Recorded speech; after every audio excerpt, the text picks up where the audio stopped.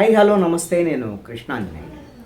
ఆంధ్రప్రదేశ్లో అధికార ప్రతిపక్ష పార్టీల మధ్య ప్రజలకు ఇచ్చినటువంటి హామీల విషయంలో మాట జరుగుతూనే ఉంది.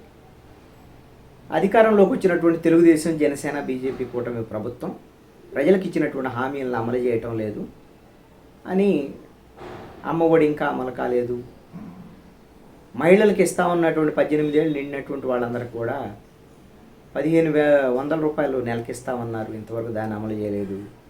గ్యాస్ సంబంధించినటువంటి ఉచిత గ్యాస్ సిలిండర్లకు సంబంధించినటువంటి దాన్ని అమలు చేయలేదు. ఉచిత బస్సు ప్రయాణం మహిళలకు అమలు జరగలేదు. ఇలాగ పెద్ద లిస్టు. ఎలాగో సూపర్ 6 మొన్నే కదా ఎన్నికలు అయిపోయింది, ఇంకా నెల 10 రోజులే ఎన్నికలు అయిపోయి ఫలితాలు వచ్చి ప్రభుత్వం ఏర్పడి, మరి ఈ పరిస్థితుల్లో ఈ సూపర్ 6 ఎందుకు ఇంప్లిమెంట్ చేయట్లేదు అని కొన్నిటిని ఇప్పటికే పెన్షన్లు కానివ్వండి, డిఎస్సి ఇలాంటివన్నీ కొన్ని సంక్షేమ పథకాలను ప్రారంభించారు, దశల వారీగా ప్రారంభిస్తారు. ఇవన్నిటినీ కూడా ఎందుకు ప్రారంభించట్లేదు, ఇది ఫెయిల్యూర్ ప్రభుత్వం అనేటువంటి విధంగా వైఎస్ఆర్ కాంగ్రెస్ పార్టీ మాట్లాడుతూ వస్తుంది. తల్లికి వందనం పేరుతో గతంలో అమ్మఒడి అనేటువంటిది ఉండేది వైఎస్ఆర్ కాంగ్రెస్ పార్టీ ప్రభుత్వం. ఒక్కొక్క కుటుంబంలో ఒక బాబుకి కానీ పాపకు కానీ 15,000 రూపాయలు ఇచ్చేవాళ్ళు. అది ప్రైవేట్ స్కూల్లో చదివినా, గవర్నమెంట్ స్కూల్లో చదివినా.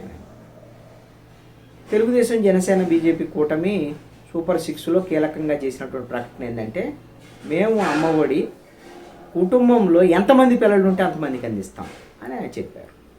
ఈ మధ్యకాలంలో ఫలితాలు వచ్చిన తర్వాత వైఎస్ఆర్ కాంగ్రెస్ పార్టీ నాయకులు మరి అమ్మఒడి ఇంకా అమలు జరగట్లేదు, ఇప్పుడు తల్లికి వందనం అని పేరు పెట్టారు, ఓకే అమలు చేయండి, ఇవ్వాలి కదా అనేటువంటి దాని మీద. అదేవిధంగా పిల్లలకి ఒక కుటుంబంలో ఒక్కళ్ళకే ఇస్తారు అని, అదేవిధంగా హాజరు శాతం కూడా 70% ఉండాలి అని ఇలాంటి కండిషన్లు పెడుతున్నారు. ఉద్దేశపూర్వకంగా ఇవ్వకుండా ఎగ్గొట్టడానికి చూస్తున్నారు.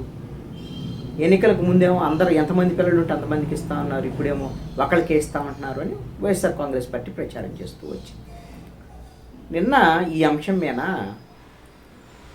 మంత్రి నారా లోకేష్ శాసన మండలిలో స్పష్టమైనటువంటి ప్రకటన చేశారు.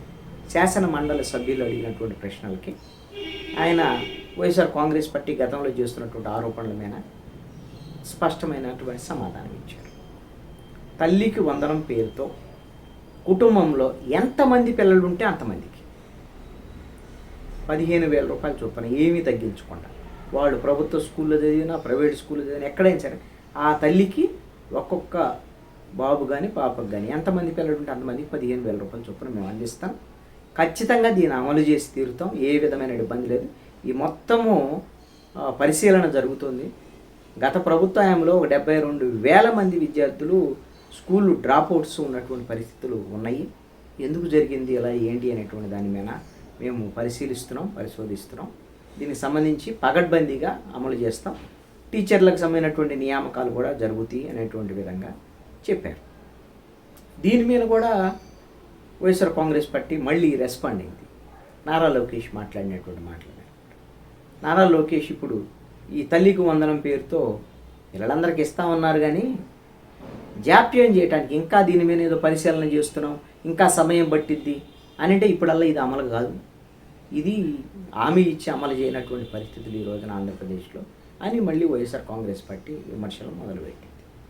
వాస్తవంగా అయితే వైఎస్ఆర్ కాంగ్రెస్ పార్టీ అధికారంలోకి వచ్చినప్పుడు 2019 మే 30వ తేదీన జగన్మోహన్ రెడ్డి ముఖ్యమంత్రిగా ప్రమాణ స్వీకారం చేసినప్పుడు నవరత్నాలకు సంబంధించినటువంటి విషయాలు 2020లో కూడా నవరత్నాల్లో కొన్ని పథకాలు ప్రారంభమైనటువంటి పరిస్థితి ఉంది.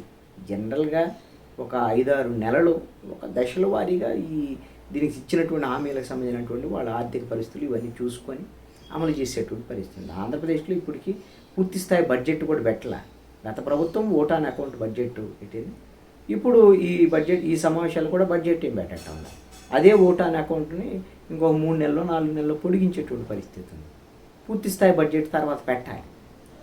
అసలు పూర్తి స్థాయి బడ్జెట్ పెట్టకుండా ఉన్నటువంటి పరిస్థితుల్లో అప్పులేంది, వ్యవహారం ఏంది, ఇవన్నీ చూసుకోకుండా కొంత, అందుకని మరి ఇవన్నీ తెలియకుండా హామీ ఇచ్చారా అని అంటే హామీ ఇచ్చారు, అమలు చేయకపోతే కదా కనీసము ఒక 5-6 నెలలు వెయిట్ చేయాలి. దశల వారీగా వాళ్ళు అమలు చేయకపోతే, పూర్తిగా విస్మరిస్తే ఖచ్చితంగా ప్రతిపక్షంగా ప్రశ్నించేదానికి అవకాశం ఉంటుంది. తల్లికి వందనం పేరుతో అందరి పిల్లలకి మేము